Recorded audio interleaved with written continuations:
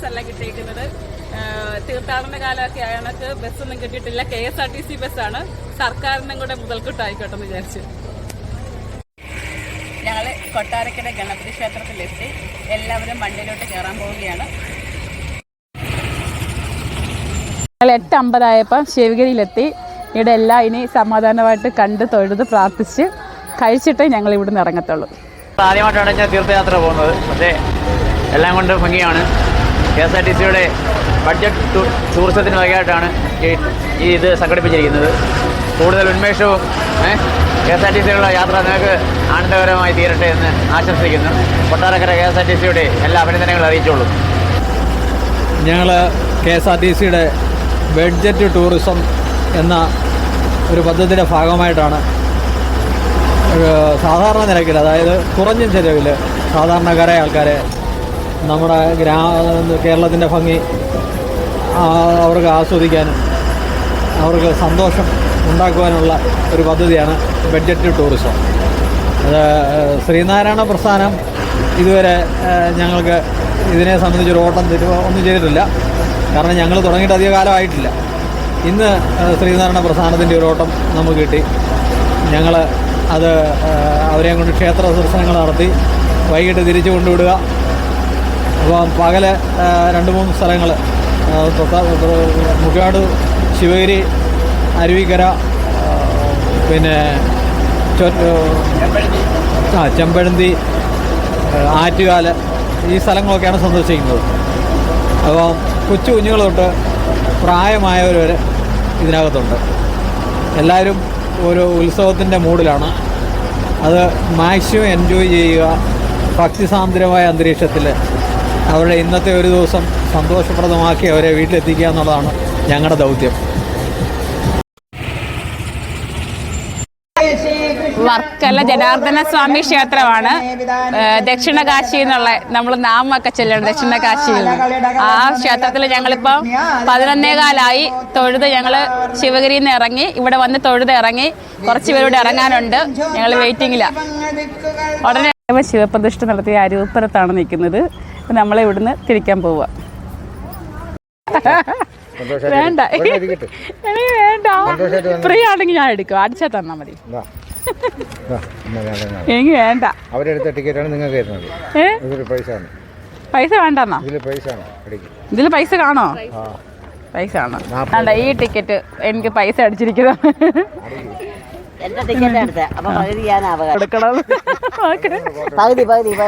പാതി എടുത്ത ടിക്കറ്റാണ് കേട്ടോ. എന്നാ 20 രൂപ കൊടുത്തേ അങ്ങോട്ട്.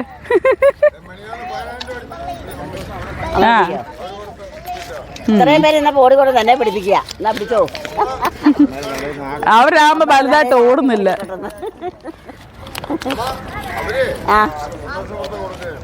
ഇത് സമയം നമ്മൾ പിന്നെ ശിവഗിരിയിലൊക്കെ വലിയ തിരക്കുകൾ കുറഞ്ഞു വരുന്നത് കൊണ്ട് നമ്മൾ തന്നെ ആറ്റുകാലിച്ച് നേരത്തെ എത്തിയിട്ടുണ്ട്.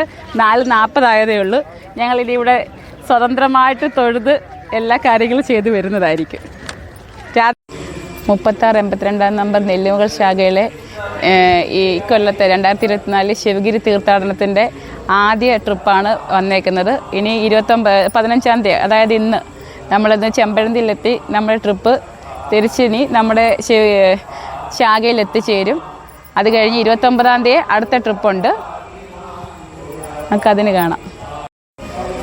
ഭഗവാന് ശ്രീനാരായണ ഗുരുദേവൻ ജന്മം കൊണ്ട വീടാണ് ഇപ്പോഴീ നിലവിൽ നമ്മൾ കാണുന്നത്. അതിൻ്റെ വീട്ടുപേര് വയൽവാരം എന്നാണ് അന്നത്തെ വീട്. അത് ഇന്നും നിലനിർത്തിക്കൊണ്ട് പോകുന്നു. ഇന്നും അതിൻ്റെ പേരിൽ ഒരുപാട് ശാഖകൾ പ്രവർത്തിക്കുന്നുണ്ട്. വയൽവാരം വീട് അത് ഇന്ന് നല്ല രീതിയിൽ ഇവിടെ ഇപ്പം സംരക്ഷിച്ച് അതിനകത്ത് വേണ്ടുന്ന എല്ലാ സജ്ജീകരണം ചെയ്ത് പഴയ തറവാട് പോലെ ഇന്നും ജീവിച്ചിരിപ്പുണ്ട്. നമ്മൾ അറിവിൽ ഇത്രയൊക്കെയാണ് ഇതിനകത്ത് പറയാനുള്ളത്. ഇപ്പോഴും അതുപോലെ കാത്തു സൂക്ഷിച്ച് ആ വയൽവാരം എന്നുള്ള വീട് ഇന്നും നിലനിൽക്കുകയാണ്. അതിന് യാതൊരു മാറ്റവുമില്ല. അത് ഇനിയുള്ള കാലവും മനുഷ്യജന്മങ്ങളുള്ള കാലത്തോളം ഇതിങ്ങനെ നിലനിന്ന് പോകുന്നതാണ്. തീർത്ഥാടകര്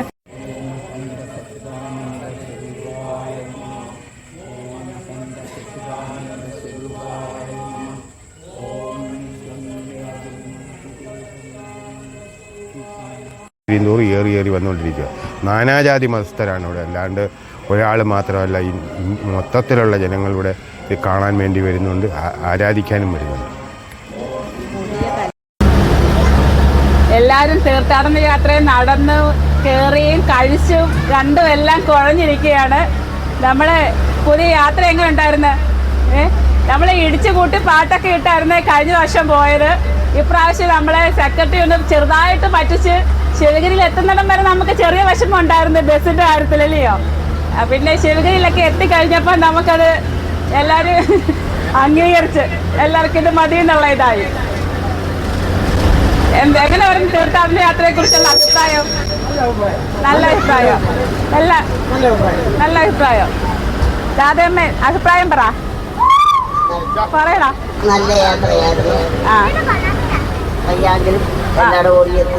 എല്ലായിടം കാണാൻ പറ്റി.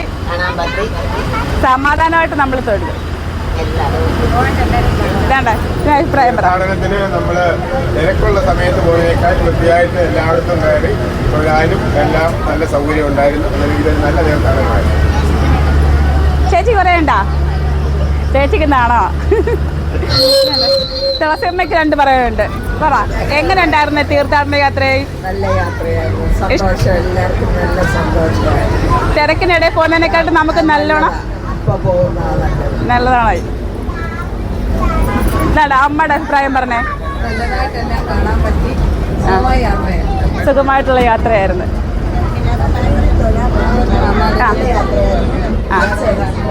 ഒച്ച അടച്ചതുകൊണ്ട് ഒന്ന് കൂടുതലായിട്ട് പറയാത്തെ. കുഴപ്പമില്ലായിരുന്നു. ഇഷ്ടപ്പെട്ട്. ഇയാൾക്ക് ഇഷ്ടപ്പെട്ടോ? അത് പറഞ്ഞേ. ഇഷ്ടപ്പെട്ട്. പേരെന്തുവാ? ദേവ. ദേവ എന്താ പറയുന്നേ? എല്ലാം കണ്ടോ? ഗുരുദേവനെ കണ്ടോ? കണ്ട്. അരിയപ്പുറത്ത് ഇറങ്ങി കാല് കഴുകിയോ? കാല് കഴുകി. ഇഷ്ടപ്പെട്ടോ? എനിക്ക് ഇഷ്ടപ്പെട്ടു. സൂപ്പറായിരുന്നു. നല്ലായിരുന്നു. ഇഷ്ടപ്പെട്ട്. ഡാൻസ് കളിച്ചില്ലെന്നും പറഞ്ഞുള്ള പരാതി ഒന്നും ഇല്ല. നമുക്ക് ഇഷ്ടപ്പെട്ട്.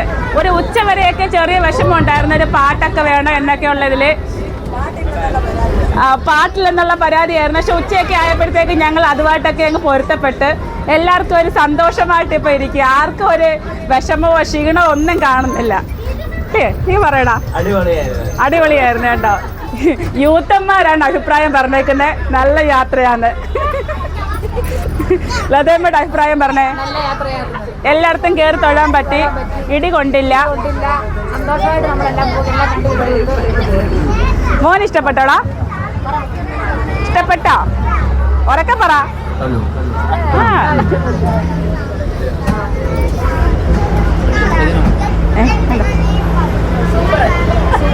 സൂപ്പറായിരുന്നു. ഇപ്പൊ വരെ ഇതിന്റെ അഭിപ്രായം പറഞ്ഞേ. കൗശിക്ക് പറയുവാണേ. പിന്നെ വലിയ തിരക്കൊന്നും കുറവായതുകൊണ്ട് കൗശിക്കിന് ഇടയ്ക്കിടയ്ക്ക് നുള്ളു കിട്ടി അങ്ങോട്ടും ഇങ്ങോട്ടും ഓടിച്ചാടി കളിച്ചിട്ട് കേട്ടോ. അതിനൊരു വിഷമമുണ്ട്. ബാക്കിയുള്ള എല്ലാം സൂപ്പറായിരുന്നല്ലയോ? കൗശിക്കിന്റെ അമ്മ പറഞ്ഞേ. കൗശിക്ക് ഓടിക്കളിക്കാൻ പോയതാ. സൂപ്പറായിരുന്നു. അച്ഛൻ്റെ അഭിപ്രായം പറഞ്ഞേ. അച്ഛൻ വളരെ കാലമായിട്ട് തീർത്ഥാടന യാത്രയ്ക്ക് പോയിരുന്ന ഒരാളാണ്.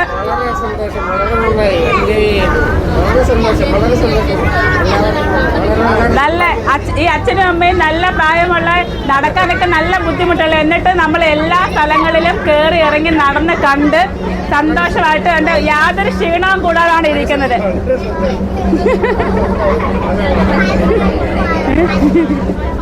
അതെ. ആരുന്നന്തൊക്കെ എന്തെങ്കിലും പറയാനുണ്ടോ? പറഞ്ഞേ. കള്ളായിരുന്നു.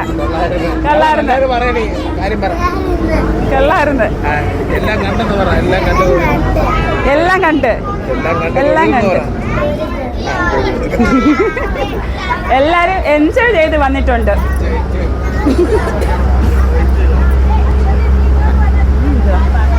ഇനി എന്താ പറയാനുള്ളേ? ഇനി ഒന്ന് സുമി ചേച്ചിയുടെ അഭിപ്രായം എന്ന് പറഞ്ഞേ. നല്ലതായിരുന്നു.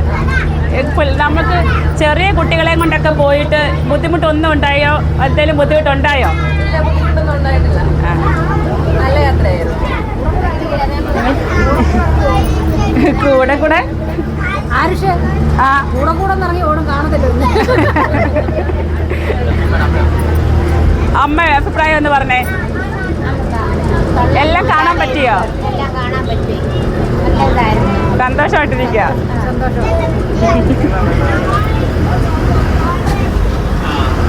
രണ്ട് പ്രധാനപ്പെട്ട കക്ഷികൾ ഒതുങ്ങി കൂടി ഇരിക്കുകയാണ്. അവരുടെ അഭിപ്രായം എന്ന് അറിയണം. ഈ അഭിപ്രായം എങ്ങനെയുണ്ട്? പോസിറ്റീവ് വന്ന് നോക്കട്ടെ. നല്ല യാത്രയായിരുന്നു. നല്ല യാത്രയായിരുന്നു. നല്ല യാത്ര.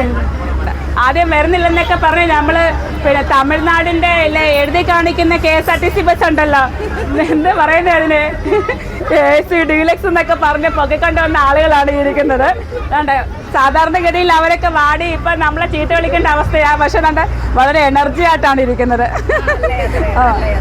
എല്ലാവരും മനസ്സിന് നല്ല സന്തോഷത്തോടാണ് ഇരിക്കുന്നത്. നമ്മൾ കഴിഞ്ഞ തീർത്ഥാടന യാത്രയിൽ നമ്മൾ പിന്നെ ടൂറിസ്റ്റ് ബസ്സിനകത്ത് പാട്ടൊക്കെ ഇട്ട് ബസ്സിന്റെ പാട്ടൊക്കെ കേട്ടാ പോയത്. ഇപ്രാവശ്യം നമ്മൾ ശിവഗിരി എത്തുന്നിടം വരെ നമ്മുടെ തീർത്ഥാടന ഗാനങ്ങളും ഗുരുദേവന്റെ എല്ലാ ഗാനങ്ങളൊക്കെ ആലപിച്ച് ഭക്തി നിർഭരമായിട്ടാണ് നമ്മൾ പിന്നെ ശിവഗിരി എത്തിച്ചേർന്നത്. എല്ലാം നല്ല സന്തോഷമായിട്ട് നമുക്ക് പോയി മടങ്ങി എത്താൻ പറ്റി. ഇനി ഏതാനും നിമിഷങ്ങളല്ല മണിക്കൂറിനകം നമ്മൾ നമ്മുടെ ശാഖയിൽ എത്തിച്ചേർന്നതായിരിക്കും. ഇനി രണ്ടാളുകളുടെ അഭിപ്രായം അറിയാനുണ്ട്. ആ, ഞങ്ങളുടെ യാത്ര എങ്ങനെ ഉണ്ടായിരുന്നു? അടിപൊളി യാത്രയായിരുന്നു. പക്ഷേ ആ വീരമണി മരിച്ചു പോയത് വല്ലാത്തൊരു അവസ്ഥയായിരുന്നു. ഇല്ലെങ്കിൽ ഇന്ന് ഈ ബസ് നമ്മളെ നെല്ലുമോളിലോട്ട് വിടത്തില്ല. ബാക്കി എന്ന് പറഞ്ഞോ?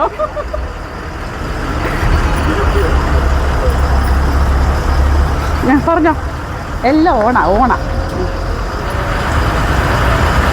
ആലോചിച്ച് പറയാനാ. നമ്മുടെ പുതിയ ഭരണസമിതിക്കാരൊക്കെ പുതിയ ചാർജ് എടുത്തതിന് ശേഷം ആദ്യമായിട്ടുള്ള യാത്രയാണെന്നാണ് എനിക്ക് തോന്നുന്നത്. പിന്നെ ഇവരുടെ എനർജിയാണ് ഞങ്ങളെ കൊണ്ട് വരാനുള്ള ആ ഒരു തോന്നലുണ്ടായത്. ഞങ്ങൾ ഈ തീർത്ഥാടനത്തിന് 30-ാം തീയതിയിലത്തെ പരിപാടിക്ക് പോകാറേ ഇല്ലായിരുന്നു. ഇത് പിന്നെ 15-ാം തീയതി എന്ന് പറയുന്നത് നമ്മുടെ ശാഖയിൽ ആദ്യമായിട്ടാണ് ഇങ്ങനെ ഒരു സംഭവം ഉണ്ടായത്. അപ്പോൾ അത് ന്യൂജൻ പിള്ളേർ ഭരണക്കാരൊക്കെ വരുമ്പോഴത്തേക്കിനും അവർക്ക് പുതിയ പുതിയ ആശയങ്ങളൊക്കെ ഉണ്ടാകും. നല്ല എനർജി ആയിട്ട് അവരുടെ എനർജിയാണ് ഞങ്ങളെയും കൂടി ഇതിനകത്ത് പ്രേരിപ്പിച്ചത്. ഇനി മുന്നോട്ടുള്ള നമ്മുടെ പിന്നെ ശാഖയുടെ പുതിയ ഗുരുമന്ദിരത്തിൻ്റെ പണിയൊക്കെ തുടങ്ങാനും ഒക്കെ ഇരിക്കുന്ന നേരത്തെ ഇവരുടെ എനർജി മുന്നോട്ട് ഉണ്ടാവട്ടെ. അടുത്ത വർഷം പുതിയ ഗുരുമന്ദിരത്തിൽ നിന്ന് നമുക്കിതുപോലൊരു തുടക്കം കുറിക്കാനുള്ള അവസരം ഉണ്ടാവട്ടെ എന്ന് ഗുരുദേവന്റെ നാമത്തിൽ ഞാൻ പ്രാർത്ഥിക്കുകയാണ്, ആഗ്രഹിക്കുകയാണ്. ഓക്കെ. Thank you.